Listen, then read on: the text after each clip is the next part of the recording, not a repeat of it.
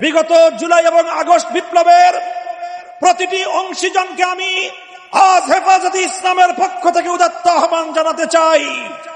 বিগত 15 বছরের ফ্যাসিবাদী আমলে আমরা যারা রক্ত দিয়েছি রাজপথে,